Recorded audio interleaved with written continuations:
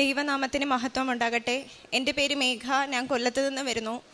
ഞാൻ ആദ്യമായിട്ട് കൃപാസനത്തിൽ വരുന്നത് 2023 സെപ്റ്റംബറിലാണ്. ഞാനൊരു എക്സാം എഴുതിയിരുന്നു. ആ എക്സാം എഴുതി കഴിഞ്ഞപ്പോൾ എനിക്ക് ഭയങ്കര പാടായിരുന്നു. ഞാൻ തീരെ വയ്യാണ്ട് പോയി എഴുതിയ എക്സാം ആയിരുന്നു അത്. അപ്പം ജയിക്കില്ല എന്ന് എനിക്ക് ഉറപ്പായിരുന്നു, കാരണം പേപ്പറിലൊന്നും എഴുതിയിട്ടില്ല. അങ്ങനെ ഇരിക്കുമ്പോഴാണ് ഞാൻ യൂട്യൂബിൽ കൃപാസനത്തിലെ വീഡിയോസ് കാണുന്നത്. അപ്പം ഞാൻ വിചാരിച്ചു കൃപാസനത്തിൽ വന്ന് ഉടമ്പടി എടുക്കാമെന്ന് വിചാരിച്ചു. വന്ന് ഉടമ്പടി എടുത്തു.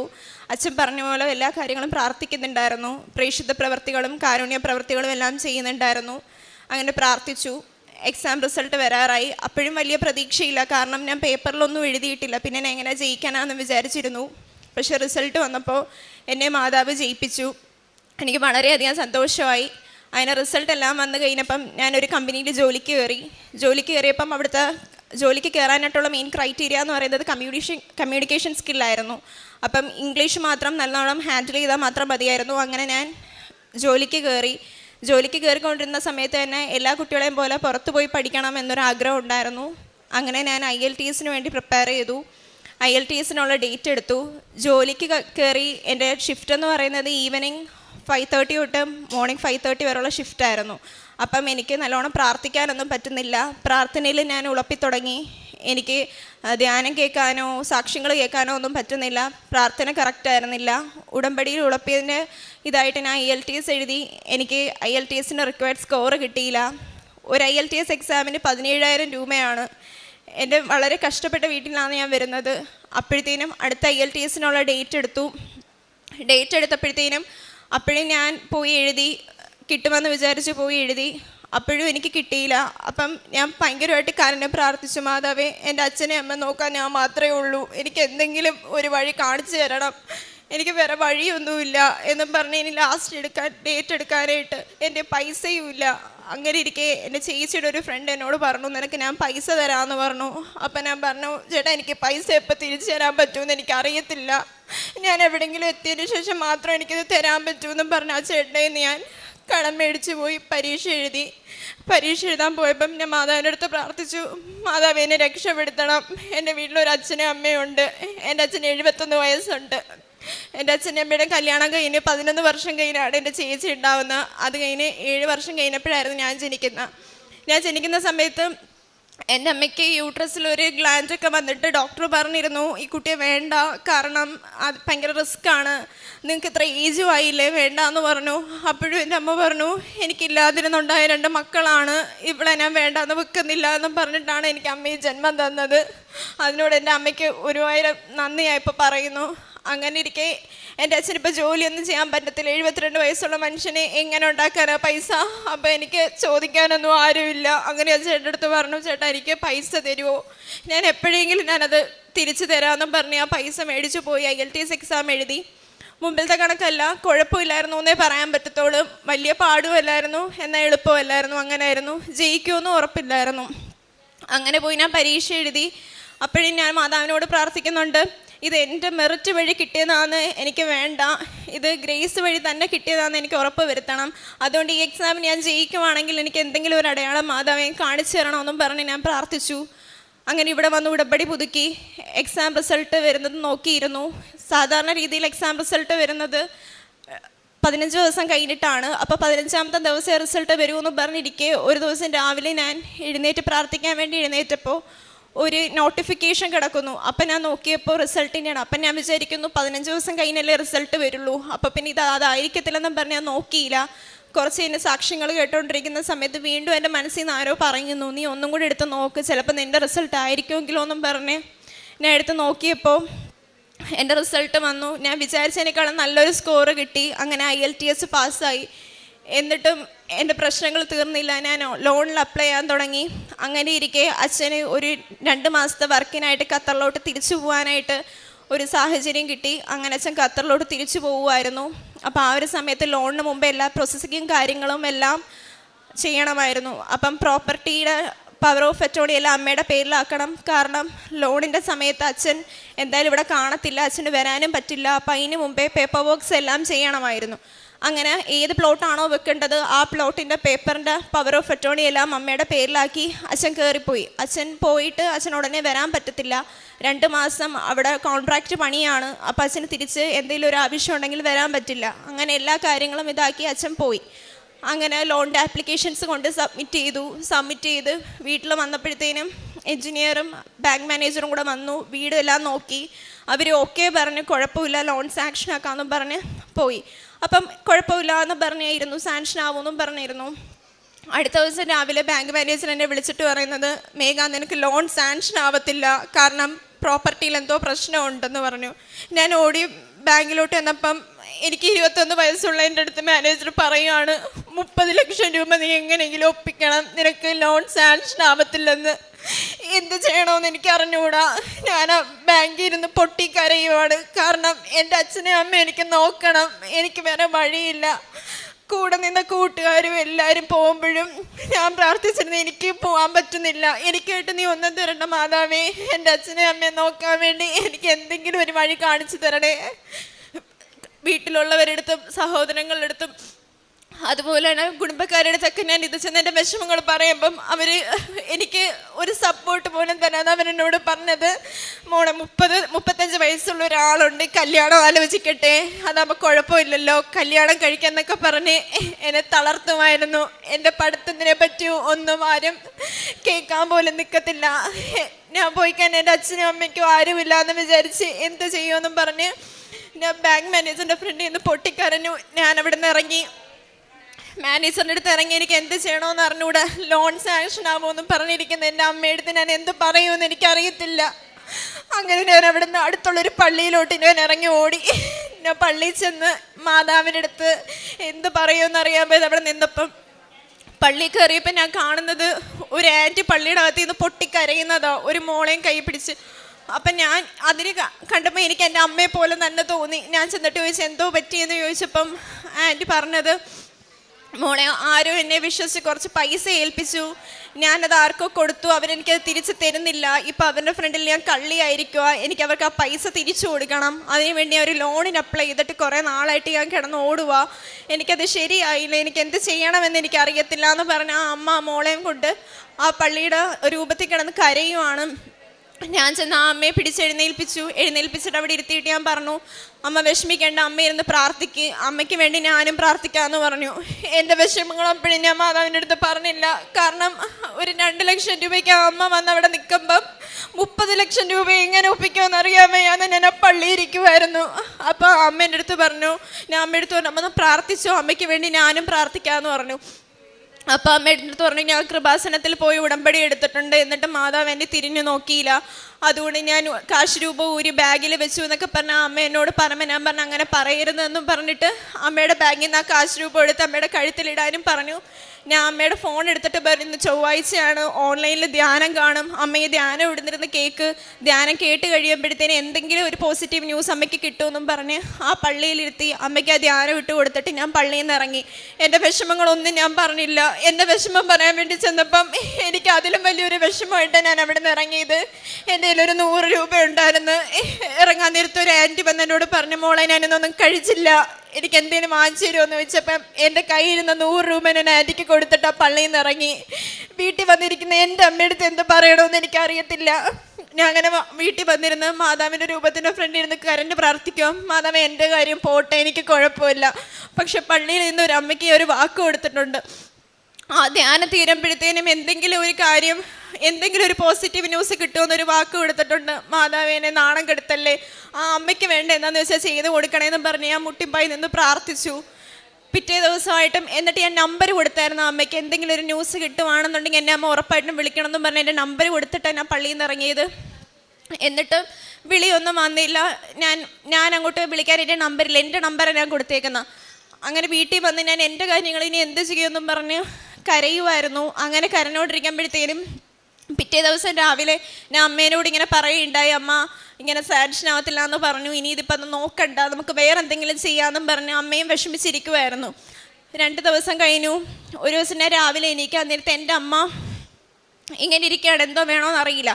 കാരണം ഒരു പ്രോപ്പർട്ടി വെച്ചേക്കുന്നത് അതിനകത്ത് സാങ്ഷൻ ആവത്തില്ല. ഇനി വേറൊരു പ്രോപ്പർട്ടിയും കൂടെ വെക്കണമെന്നുണ്ടെങ്കിൽ അത് അച്ഛൻ്റെയും അമ്മയുടെയും പേരിലാണ് ആ പ്രോപ്പർട്ടി. അപ്പം അതിനെന്തായാലും അച്ഛൻ നാട്ടിൽ വന്നേ പറ്റൂ, വീണ്ടും പ്രോസസ്സിങ് ഒന്നും കൂടെ തുടങ്ങണം. അപ്പോൾ ഒരു കാര്യം കൊണ്ടൊന്നും ചെയ്യാൻ പറ്റത്തില്ല, അച്ഛൻ്റെ സൈനും കാര്യങ്ങളൊക്കെ വേണം, അച്ഛന് നാട്ടിൽ വരാൻ പറ്റത്തില്ല. രണ്ടുപേരും ഉണ്ടെങ്കിലേ ലോണും സാങ്ഷൻ ആവത്തുള്ളൂ. അപ്പോൾ എന്ത് ചെയ്യണമെന്ന് അറിയത്തില്ല. മാനേജറിൻ്റെ അടുത്തും അഡ്വക്കേറ്റിൻ്റെ അടുത്തും കൊണ്ടു ചെന്നപ്പോൾ പറഞ്ഞത് രണ്ടുപേരുടെ പേരിലാണ്, ഇതൊന്നും നടക്കില്ല, ലോൺ സാങ്ഷൻ ആവത്തില്ല എന്ന് തന്നെ പറഞ്ഞു. മുട്ടുമായി ഞാൻ പ്രാർത്ഥിച്ചിട്ട് എന്ത് ചെയ്യണം മാതാവേ എന്ന് എനിക്കറിയില്ല എന്നും പറഞ്ഞ് ഞാൻ എന്നും ഇരുന്ന് കരയുമായിരുന്നു. എൻ്റെ കൂടെയുള്ള കൂട്ടുകാരും ഒക്കെ പുറത്തു പോകുമ്പം അവർക്ക് എല്ലാ സഹായങ്ങളും ഞാൻ ചെയ്തു കൊടുത്തിട്ടുണ്ട്. പക്ഷേ എൻ്റെ ഒരു ആവശ്യം വന്നപ്പം ആരും ഒന്ന് തിരിഞ്ഞു പോലും നോക്കിയിട്ടില്ല. അങ്ങനെ ഇരിക്കും ഒരു ദിവസം രാവിലെ എണീറ്റപ്പം എൻ്റെ അമ്മ പറഞ്ഞു, എന്നെ മീനു എന്നാണ് വിളിക്കുന്നത്. അപ്പം അമ്മ പറഞ്ഞു, മീനു ഇനി വന്ന് നീ ഈ പ്രമാണം ഒന്ന് വായിച്ചു നോക്കേ, ഇത് എൻ്റെ മാത്രം പേരിലല്ലേ? അപ്പം ഞാൻ പറഞ്ഞു, അമ്മ അങ്ങനെ അല്ലല്ലോ പറഞ്ഞു, അവരെല്ലാവരും പറഞ്ഞു രണ്ടുപേരെയും പേരിലാന്നല്ലേ പറഞ്ഞത്. മോളെ ഞാൻ രാത്രി കിടന്നുറങ്ങിയപ്പം ആരോ വന്ന് എൻ്റെ അടുത്ത് പറയുന്നു, നീ ആ പ്രമാണം ഒന്നും കൂടെ നോക്കെന്നും പറഞ്ഞ് എടുത്തു വെച്ച് നോക്കിയപ്പോൾ ആ പ്രമാണം എൻ്റെ മാത്രം പേരിലാണ്. അപ്പം ഞാൻ മാത്രം ഇതിന് സൈൻ ചെയ്താൽ മതി എന്ന് പറഞ്ഞു. അത്ഭുതമാണോ എന്തോ ആണെന്ന് എനിക്കറിയത്തില്ല. ബാങ്ക് മാനേജറും അഡ്വക്കേറ്റും എല്ലാം ഇത് സാങ്ഷൻ ആവത്തില്ല, രണ്ടുപേരിൽ ആണെന്ന് പറഞ്ഞ പ്രമാണം എങ്ങനെ എൻ്റെ അമ്മയുടെ പേരിൽ മാത്രമായെന്ന് എനിക്കറിയത്തില്ല. ഓരോ ദിവസവും ഞാൻ അവിടെ നിന്ന് പൊട്ടി കരയുമായിരുന്നു. എൻ്റെ വിഷമങ്ങളെ ആരെടുത്ത് പറയുമെന്ന് അറിയാൻ വേണ്ടി കരയുന്ന സാഹചര്യത്തിൽ എനിക്കെൻ്റെ വീട്ടിൽ ആരെങ്കിലും ഉള്ളപ്പോൾ കരയാൻ പറ്റത്തില്ല. കാരണം എൻ്റെ അമ്മയ്ക്കും അച്ഛനും ഒരുപാട് അസുഖങ്ങളുള്ളതാണ്. ഞാൻ കരഞ്ഞേ എന്തെങ്കിലും ആവുമെന്ന് വിചാരിച്ച് അവരും കൂടെ കരയും. അങ്ങനെ ഇരിക്കുമ്പോൾ എൻ്റെ അച്ഛനും അമ്മയും എങ്ങനെയെങ്കിലും പുറത്ത് പോകണമെന്ന് ഞാൻ വിചാരിച്ചിരിക്കും. എന്നാലല്ലേ എനിക്കൊന്ന് മനസ്സമാധാനമായിട്ട് കരയാൻ പറ്റൂ. എൻ്റെ അച്ഛനും അമ്മയും എങ്ങോട്ടെങ്കിലും പോകുന്ന ഗ്യാപ്പിന് ഇവിടെ നിന്ന് കിട്ടിയ മാതാവിൻ്റെ രൂപവും പിടിച്ച് ഞാൻ പൊട്ടി കരയുമായിരുന്നു. ഞാൻ പറയും, മാതാവി ഒന്ന് എൻ്റെ അടുത്ത് വന്നൂടെ, എന്നെ ഒന്ന് സമാധാനിപ്പിച്ചൂടെ, എനിക്ക് ആരുമില്ല, എനിക്ക് എൻ്റെ വിഷമം ആരടുത്തും പറയാൻ പറ്റത്തില്ല, ആർക്കും ഒരു ദ്രോഹവും ഞാൻ ചെയ്തിട്ടില്ല, എനിക്കൊന്നും വേണ്ട, എൻ്റെ അച്ഛനും അമ്മയും മാത്രം നോക്കിയാൽ മതി, അതിനുള്ളത് മാത്രം എനിക്ക് തന്നാൽ മതി, പുറത്ത് പോകണ്ടെങ്കിൽ വേണ്ട, കുഴപ്പമില്ല എന്നൊക്കെ പറഞ്ഞ് ഞാൻ പൊട്ടിക്കരയുന്ന സാഹചര്യം ഞാൻ പറഞ്ഞു, മാതാവി ഒന്ന് എൻ്റെ അടുത്ത് വന്നൂടെ എന്ന് പറഞ്ഞിരുന്ന് നിലവിളിക്കുമായിരുന്നു. അപ്പം പുറത്തൊരു മണിയടി കേട്ടു. അപ്പം ഞാൻ വിചാരിച്ചു ഐസോ മറ്റോ എന്തോ പോവുകയാണ്. എന്നിട്ട് ഞാൻ മാതാവിൻ്റെ രൂപം പിടിച്ച് പൊട്ടി കരഞ്ഞപ്പെടുത്തേന് വീണ്ടും മണിയടിയുടെ ശബ്ദം ഇങ്ങനെ ഉയർന്നുകൊണ്ടേയിരുന്നു. അങ്ങനെ ഞാൻ വാതിൽ തുറന്ന് കരഞ്ഞോടി ഞാൻ നേരെ റോഡിലോട്ട് ഓടി. എന്തുവാണെന്നറിയാൻ വേണ്ടി ഞാൻ നേരെ റോഡിലോട്ട് ഓടി ചെന്നപ്പോൾ ഞാൻ കാണുന്നത് ഒരു മാതാവിൻ്റെ രൂപമാണ്. ഞങ്ങളുടെ വീടിൻ്റെ അടുത്തുള്ളൊരു പള്ളിയിൽ പെരുന്നാൾ സംബന്ധിച്ച് പ്രദക്ഷിണത്തിനായി ഒരു മാതാവിൻ്റെ രൂപം എല്ലാ വീടുകളിലും കൊണ്ടുവെക്കുമായിരുന്നു. ഞാൻ ചെന്ന് നോക്കിയപ്പോൾ ആ രൂപം കണ്ടപ്പം എനിക്ക് എന്ത് പറയണമെന്ന് അറിഞ്ഞുകൂടെ. ഞാൻ പറയുണ്ടായി, മാതാവേ ഒന്ന് എൻ്റെ അടുത്ത് വരണേ എന്ന് പറഞ്ഞപ്പോൾ എന്നെ കാണാൻ വേണ്ടി വന്ന കണക്കെ എനിക്കത് ഫീൽ ചെയ്തത്. ഓരോ പ്രാവശ്യവും ഓരോ കാര്യങ്ങളും പറഞ്ഞ് ഞാൻ കരയുമ്പം ആരെടുത്ത് പറയും എന്ത് പറയും എന്നറിയാൻ വയ്യാടി ഞാൻ ഇരുന്നിട്ടുണ്ട്. അപ്പോഴും ഓരോ അടയാളങ്ങളായി ഓരോരുത്തരും എൻ്റെ അടുത്ത് വരും. ബാങ്കിൽ പോയിരുന്ന് ഇത് ലോൺ സാങ്ഷൻ ആവത്തില്ല എന്ന് ആദ്യം പറഞ്ഞ ദിവസം ഞാനിരുന്ന് കരഞ്ഞപ്പോൾ ഒരു ആൻറ്റി എൻ്റെ അടുത്ത് വന്നു, എന്ത് പറ്റി മോളെ എന്ന് ചോദിക്കുമ്പോൾ ഞാൻ കാണുന്നത് ആ ആൻറ്റിയിൽ കൃപാസന മാതാവിൻ്റെ കീ ചെയിനാണ് ഞാൻ കാണുന്നത്. ഓരോരുത്തരെയും ഞാൻ ഓരോരോ സാധനത്തിലൂടെ പോകുമ്പോഴും മാതാവ് എൻ്റെ അടുത്തോട്ട് അയക്കുമായിരുന്നു. അങ്ങനെ ഇരിക്കെ ലാസ്റ്റ് ഞാൻ ലോണിൻ്റെ കാര്യത്തിനായിട്ട് ആ പേപ്പറും കൊണ്ട് ചെന്ന് പോയി. അപ്പോൾ അവർ പറഞ്ഞു സാങ്ഷൻ ആക്കി തരാമെന്ന് പറഞ്ഞു. അങ്ങനെ എനിക്ക് ലോൺ സാങ്ഷനായി. അങ്ങനെ നവംബർ 1 മുതൽ എനിക്ക് വിസയ്ക്ക് വെക്കാനായിട്ടുള്ള എല്ലാ കാര്യങ്ങളും ഞാൻ കൊടുത്തു. അപ്പോൾ അവർ പറഞ്ഞു വിസയ്ക്ക് വെക്കാൻ ലേറ്റായി, ഇനി എന്ത് ചെയ്യുമെന്ന് അറിഞ്ഞൂടെ, എന്നാൽ നമുക്ക് മാക്സിമം നോക്കാമെന്ന് പറഞ്ഞു. അപ്പം പറഞ്ഞു, മാതാവേ എന്നെ കൈവിടല്ലേ, എനിക്ക് എന്തെങ്കിലും ഒരു വഴി ഒരുക്കി തരണേ, എനിക്ക് വിസ കിട്ടണം, കാരണം എൻ്റെ വീട്ടിലെ പ്രശ്നങ്ങൾ അറിയാം, എൻ്റെ അച്ഛൻ ഇനി ജോലിക്ക് പോകാൻ പറ്റത്തില്ല, 71 വയസ്സ് ഇനി എന്ത് ചെയ്യുമെന്ന് എനിക്കറിയത്തില്ല, എനിക്കും എൻ്റെ അച്ഛനെയും അമ്മയെ നോക്കണം, എന്തെങ്കിലും ഒരു വഴി കാണിച്ചു തന്നേ പറ്റൂന്നും പറഞ്ഞ് ഞാൻ കിടന്ന് കരഞ്ഞു. മാതാവിൻ്റെ അടുത്ത് പ്രാർത്ഥിച്ചു. എല്ലാം കഴിഞ്ഞപ്പോൾ അവസാനം എനിക്ക് നവംബർ 1 മുമ്പേ എൻ്റെ കാനഡയും വിസ കിട്ടി എന്നുള്ള നോട്ടിഫിക്കേഷൻ വന്നു. അങ്ങനെ ഈ വരുന്ന വ്യാഴാഴ്ച ഞാൻ കാനഡയിലോട്ട് പോവുകയാണ്. എൻ്റെ എല്ലാ പ്രശ്നങ്ങളും എനിക്ക് എൻ്റെ മാതാവ് മാറ്റിത്തന്നു. ആരും തിരിഞ്ഞു നോക്കാതിരുന്ന സമയത്തും എല്ലാവരും നിനക്ക് പോകാൻ പറ്റത്തില്ല, നിനക്ക് കല്യാണം കഴിച്ച് പൊക്കൂടെ എന്ന് പറഞ്ഞ് എന്നെ പുറന്തള്ളിയപ്പോഴും ഒക്കെ എനിക്ക് മാതാവ് മാത്രമേ ഉണ്ടായിരുന്നുള്ളൂ. എൻ്റെ വിഷമം ആരെടുത്ത് പറയുമെന്നറിയാൻ വയ്യാതെ ഞാൻ മനസ്സിൽ വിങ്ങിപ്പൊട്ടുന്ന സമയത്തും എനിക്കിവിടുന്ന് അമ്മ മാത്രമേ ഉണ്ടായിരുന്നുള്ളൂ. ഈ അമ്മയില്ലായിരുന്നെങ്കിൽ എനിക്കൊന്നും നടക്കത്തില്ലായിരുന്നു. അതുപോലെ തന്നെ ഇവിടെ വന്ന് ഞാൻ എൻ്റെ ഒരു ഫ്രണ്ട് എനിക്കൊരു പൈസ തന്നു പറഞ്ഞില്ല, അങ്ങനെ ആ ചേട്ടൻ സൗദിക്ക് പോയി. അങ്ങനെ ആ ചേട്ടൻ അവിടെ പോയിട്ട് ജോലിയൊന്നും കിട്ടാതെ ആ ചേട്ടൻ അവിടെ കിടന്ന് കഷ്ടപ്പെടുമായിരുന്നു. അപ്പോഴും ഞാൻ പറഞ്ഞു, മാതാവേ എനിക്ക് സഹായിച്ചിട്ടുള്ളത് കൈവിടല്ലേ. ഞാനൊരു വ്യാഴാഴ്ച ദിവസം ഇവിടെ വന്നിട്ട് ഞാൻ പറഞ്ഞു, മാതാവേ 3 ദിവസത്തിനുള്ളിൽ ആ ചേട്ടന് പെട്ടെന്ന് ഞാനൊരു ജോലി റെഡിയാക്കി കൊടുക്കണമെന്ന് പറഞ്ഞ് ഞാൻ ഇവിടെ ഒന്ന് പ്രാർത്ഥിച്ചു. ഞാൻ തിരിച്ചു പോയി വീട്ടിൽ ചെന്ന് ഞാൻ ഫോൺ നോക്കുമ്പോൾ ചേട്ടൻ്റെ മെസ്സേജ് കിടക്കുന്നു, എടി എനിക്കൊരു ഇൻ്റർവ്യൂ ശരിയായി എന്ന് പറഞ്ഞു. എന്നിട്ട് പക്ഷേ എനിക്ക് ഇൻ്റർവ്യൂ കിട്ടുമെന്ന് തോന്നുന്നില്ല, അത് ഭയങ്കര പാടാണ്. ഞാൻ പറഞ്ഞു ഞാൻ മാതാവിനെ ഏൽപ്പിച്ചിട്ടാണ് ഞാൻ വന്നത്, ഉറപ്പായിട്ടും കിട്ടും, പേടിക്കണ്ട എന്ന് പറഞ്ഞു. അപ്പം പറഞ്ഞു എടി അവിടെ നിന്ന് എനിക്ക് വിളിയൊന്നും വരുന്നില്ല, അത് കിട്ടില്ല എന്നാണ് തോന്നുന്നതെന്ന് പറഞ്ഞു. ഞാൻ പറഞ്ഞു ഉറപ്പിച്ച് വിശ്വസിക്കൂ, ഉറപ്പായിട്ടും കിട്ടും എന്ന് പറഞ്ഞു. ഒരാഴ്ച കഴിഞ്ഞപ്പം കിട്ടില്ല എന്ന് ഉറപ്പിച്ച് പറഞ്ഞ് ആ കമ്പനിയിൽ നിന്ന് തന്നെ ഇങ്ങോട്ട് വിളിച്ചു, ജോലിക്ക് കിട്ടി, പ്രോജക്റ്റ് കോർഡിനേറ്ററായിട്ട് ജോലിക്ക് കയറാം എന്ന് പറഞ്ഞു. അങ്ങനെ ഒരുപാട് അനുഭവങ്ങളാണ് എനിക്ക് അമ്മ മാതാവ് തന്നിട്ടുള്ളത്. അതുപോലെ തന്നെ എൻ്റെ ഒരുപാട് ഫ്രണ്ട്സിനെയും ഒരുപാട് ആൾക്കാരെന്നെ ഇവിടെ കൊണ്ടുവന്ന് ഉടമ്പടി എടുപ്പിച്ചിട്ടുണ്ട്. എനിക്ക് പറ്റുന്ന രീതിയിലുള്ള കാരുണ്യ പ്രവർത്തനങ്ങളെല്ലാം ചെയ്യാറുണ്ട്. എൻ്റെ കൈ കിട്ടുന്ന പൈസ അനുസരിച്ച് ഞാൻ ഓരോ അനാഥാലയത്തിൽ പോയി കാണുകയും അവർക്കുള്ള ഫുഡും എല്ലാം ഞാൻ മേടിച്ചു കൊടുക്കും. ആശുപത്രികളിൽ പോവും, രോഗികളെ സന്ദർശിക്കാറുണ്ട്. പത്രങ്ങൾ എപ്പോൾ വന്നാലും പത്രം മേടിച്ചുകൊണ്ട് പോയി എല്ലാവർക്കും കൊടുക്കാറുണ്ട്. പലതവണയും ഞാൻ പത്രം കൊടുക്കുമ്പോൾ ആൾക്കാർ പറയും അയ്യോ വേണ്ട, ഇത് ഞങ്ങളുടെ കയ്യിലുണ്ട്, കൃപാസനത്തിലല്ലേ എന്നൊക്കെ പറയുമ്പോൾ ഞാൻ ഓരോ പത്രം കൊടുക്കുമ്പോഴും ഞാൻ പറയും എന്നെ രക്ഷിച്ചിട്ടുള്ള മാതാവാണിത്, ഇത് കിട്ടിയാൽ നല്ലതേ വരുത്തോളൂ എന്നും പറഞ്ഞ് കൊടുക്കും. പലരും കളിയാക്കിയിട്ടുണ്ട്. അപ്പോഴും ഞാൻ പത്രങ്ങൾ പറഞ്ഞ് വാങ്ങണ്ട, എൻ്റെ കയ്യിൽ ഒരെണ്ണം ഉണ്ട് എന്ന് പറയുന്നവരടുത്തും ഇന്നാ പിടിച്ചോ എന്നും പറഞ്ഞ് എൻ്റെ അനുഭവങ്ങളെല്ലാം പറഞ്ഞിട്ടാണ് ഞാൻ കൊടുക്കുന്നത്. ഇന്ന് ഞാൻ സാക്ഷ്യം പറയാൻ ഇങ്ങോട്ട് വരുന്നത്, എനിക്ക് ഒട്ടും വയ്യ. എൻ്റെ 2 ദിവസമായിട്ട് ഡ്രിപ്പിട്ട് ഞാൻ കിടക്കുമായിരുന്നു, എനിക്ക് തീരെ വയ്യ. അങ്ങനെ ഞാൻ ബസ്സിൽ ഇരുന്നപ്പോൾ ഞാൻ വിചാരിച്ച മാതാവേ എന്നെ ഇവിടെ എങ്ങനെയെങ്കിലും എത്തിക്കണേ, എനിക്ക് തീരെ വയ്യ, എനിക്കിവിടെ വന്ന് സാക്ഷ്യം പറയാനേ പറ്റൂ എന്ന് പറയുമ്പോഴും എനിക്കറിയത്തില്ലായിരുന്നു ഇവിടെ വരുമോ ഇല്ലേ എന്ന്. ഓരോ സ്റ്റോപ്പിലും ഞാൻ ഇറങ്ങി, ഞാൻ ഛർദ്ദിച്ച് ഞാൻ ഇന്ന് ഇവിടം വരെ വന്നത്, എനിക്ക് തീരെ വയ്യായിരുന്നു. അങ്ങനെ ഒരു സ്ഥലത്ത് നിർത്തിയപ്പോൾ ഒരു ഹോട്ടലിൽ കയറി അവിടുത്തെ വാഷ്റൂമിൽ ഞാനിങ്ങനെ വൊമിറ്റ് ചെയ്ത് ഇങ്ങനെ നിന്നപ്പം ആ വാഷ്റൂമിൻ്റെ ഹോളിലും ആ വോളിൻ്റെ ഇടയ്ക്കായിട്ട് ഒരു ഗ്യാപ്പ് ഉണ്ടായിരുന്നു. ഞാൻ ആ ഗ്യാപ്പിൽ കൂടെ നോക്കുമ്പോൾ ഞാൻ കാണുന്നത് ഈ കൃപാസനത്തിൽ അമ്മയുടെ കാശുരൂപമായിരുന്നു. ഞാൻ നോക്കിയത് എന്ത് കാശുരൂപം തന്നെയാണെന്ന് ചോദിച്ചപ്പോൾ അതൊരു കാശുരൂപം. പുറത്തിറങ്ങിയപ്പോൾ ഒരു ചേച്ചിയുടെ കഴുത്തിൽ കിടക്കുന്ന കാശുരൂപമായിരുന്നു ഞാൻ ആ ഹോളിലൂടെ ഇങ്ങനെ കണ്ടുകൊണ്ടിരുന്നത്. എനിക്ക് ആരും ഇല്ലാതിരുന്ന സമയത്ത് എൻ്റെ മാതാവ് മാത്രമേ ഉണ്ടായിരുന്നുള്ളൂ. ഉച്ചയ്ക്കും രാത്രിയെല്ലാം ഞാൻ ഉറക്ക കരയുമ്പോഴും എല്ലാം എനിക്ക് ആരെടുത്തും എൻ്റെ വിഷമങ്ങൾ പറയാൻ പറ്റാതിരുന്ന സമയത്തും പല രീതിയിലും മാതാവാണ് എൻ്റെ അടുത്ത് വന്നിട്ടുള്ളത്. ചില ദിവസങ്ങളിൽ ഞാൻ കണ്ണീരോടെയാണ് ഞാൻ എഴുന്നേറ്റ് വരുന്നത്. അപ്പോഴും കണ്ണാടി നോക്കുമ്പോഴത്തേനും പലതവണ ഞാൻ ഇവിടുത്തെ ഈ അമ്മയുടെ മുഖം അതിൽ കാണുന്നുണ്ടായിരുന്നു. ഇത്രയും അനുഗ്രഹങ്ങൾ തന്ന മാതാവിന് ഈശോയ്ക്കും 1000 നന്ദി ഞാൻ പറയുന്നു.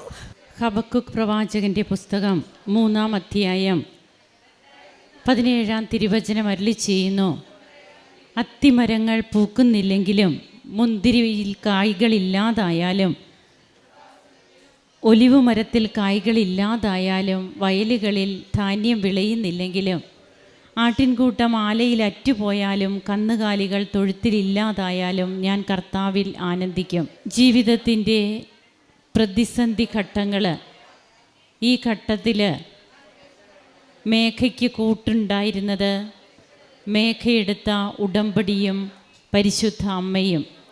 ആ മകള് ഇത് പല പ്രാവശ്യം ഇവിടെ പങ്കുവെച്ചപ്പോൾ പറയുകയുണ്ടായി, ഞാൻ ഒറ്റപ്പെട്ട നിമിഷങ്ങൾ, അതായത് താൻ എങ്ങനെ തൻ്റെ മാതാപിതാക്കളെ നോക്കണമെന്നുള്ള തീവ്രമായ ഒരു ആഗ്രഹം മാത്രമാണ് ഈ മകൾക്കുള്ളത്. അങ്ങനെ തൻ്റെ ഒരു പ്രൊഫഷൻ കഴിഞ്ഞതിന് ശേഷം തനിക്ക് വീണ്ടും ഒരു ജോലിക്ക് വേണ്ടിയിട്ട് ഈ മകൾ വിദേശത്തേക്ക് പോകാനുണ്ടാകുന്ന സാഹചര്യങ്ങളൊക്കെയാണ് നാം കേട്ടത്. എന്തെല്ലാമായിരുന്നു പ്രതിസന്ധികൾ. ഈ പ്രതിസന്ധികളൊക്കെ ഈ മകളെ പിടികൂടിയപ്പോഴും തനിക്ക് എങ്ങനെയാണ് ഉടമ്പടിയിൽ ഉറച്ചു നിൽക്കാനായത്, താൻ പിന്തിരിഞ്ഞു പോയില്ല. എത്രയോ തീഷ്ണമായിട്ട് മാതാവിനെ ചേർത്ത് നിർത്തുന്നു, മാതാവിനെ ചേർത്ത് പിടിക്കുന്നു.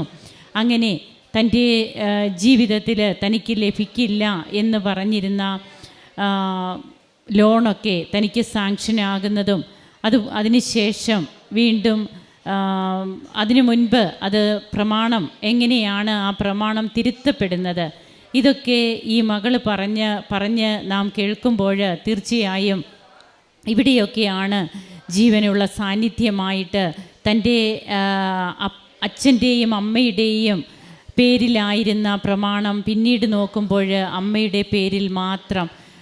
അതിൻ്റെ സാഹചര്യങ്ങളെല്ലാം നാം കേട്ടതാണ്, വീണ്ടും റിപ്പീറ്റ് ചെയ്യേണ്ട കാര്യമില്ല. അപ്പോൾ ഇങ്ങനെ ഓരോ കാര്യത്തിലും തന്നെ ചേർത്ത് പിടിക്കുന്ന, തൻ്റെ കാര്യങ്ങൾ ഓരോന്നും പറയുമ്പോൾ തനിക്ക് കൂട്ടായി വരുന്ന ഒരു സ്വർഗത്തിൻ്റെ അമ്മ. ഈ അമ്മ തൻ്റെ ജീവിതത്തിൽ ഇന്നെല്ലാമാണെന്ന് മേഘ ഇവിടെ വിളിച്ചു പറയുകയാണ്. തനിക്ക് വേറെ ആരുമില്ല. തൻ്റെ ജീവിതത്തിൽ തനിക്ക് ജോലിയല്ല വേണ്ടത്, തൻ്റെ വിവാഹം ചെയ്യിപ്പിക്കാനായിട്ട് വരെയും തനിക്ക് വേണ്ടിയിട്ട് അതിനുള്ള ആലോചനകൾ നടക്കുമ്പോഴും ഈ മകള് തൻ്റെ ജീവിതത്തിൽ താൻ അനുഭവിക്കുന്ന വ്യഥകൾ അതെല്ലാം പങ്കുവയ്ക്കുവാൻ തനിക്കുണ്ടായിരുന്ന സ്വർഗീയ അമ്മയെ കൂടെ നിർത്തുന്നു, ചേർത്ത് നിർത്തുന്നു. അമ്മ പിന്നെ എങ്ങനെ ഈ മകളെ കൈവിടും? അതുകൊണ്ടാണ് തിരുവചനത്തിൽ നാം കേട്ടത്, ഒന്നുമില്ല, അത്തിവൃക്ഷത്തിൽ അത് പൂക്കുന്നില്ല, മുന്തിരിയിൽ കായ്കളില്ല, ഒലിവ് ഫലം തരുന്നില്ല, ആലയിൽ ആട്ടിൻകൂട്ടങ്ങളില്ല, ഇതൊന്നുമില്ല, എന്നാലും ഞാൻ കർത്താവിൽ ആനന്ദിക്കുന്നു. ഇത് തന്നെയല്ലേ ഈ മകളുടെ സാക്ഷ്യത്തിൽ നമുക്ക് കേൾക്കുവാൻ കഴിയുക.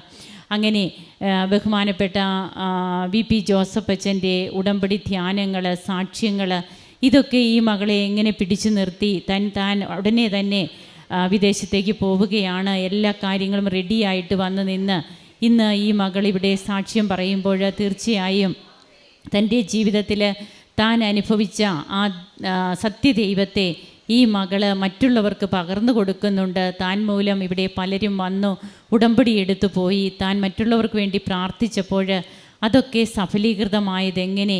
ഇങ്ങനെ ഒരു പിടി കാര്യങ്ങളാണ് ഈ മകൾ പറയുക.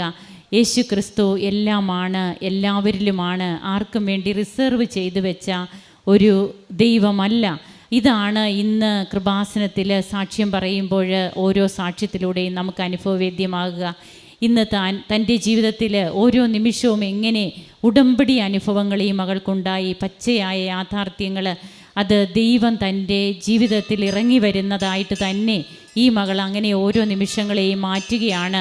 പരിശുദ്ധ അമ്മയുടെ സാന്നിധ്യമൊക്കെ തനിക്ക് അനുഭവപ്പെട്ട നിമിഷങ്ങൾക്ക് ഈ മകൾ എല്ലാറ്റിനും കൃതജ്ഞതയോടെ നന്ദി പറയുമ്പോൾ നമുക്കും കരങ്ങളടിച്ച് ദൈവത്തെ ആരാധിക്കാം, മഹത്വപ്പെടുത്താം. ഈശോയ്ക്കും അമ്മയ്ക്കും നന്ദി പറയാം. അത്യപൂർവ ദൈവാനുഭവങ്ങൾ ഇനി നിങ്ങൾക്കും സ്വന്തം. ഈ യൂട്യൂബ് ചാനൽ ഇതുവരെ സബ്സ്ക്രൈബ് ചെയ്തിട്ടില്ലെങ്കിൽ ഇപ്പോൾ തന്നെ സബ്സ്ക്രൈബ് ചെയ്യുക. ഈ വീഡിയോ ഇപ്പോൾ തന്നെ നിങ്ങളുടെ സുഹൃത്തുക്കൾക്ക് ഷെയർ ചെയ്തുകൊണ്ട് കർത്താവിൻ്റെ പ്രേക്ഷിതരാകുക.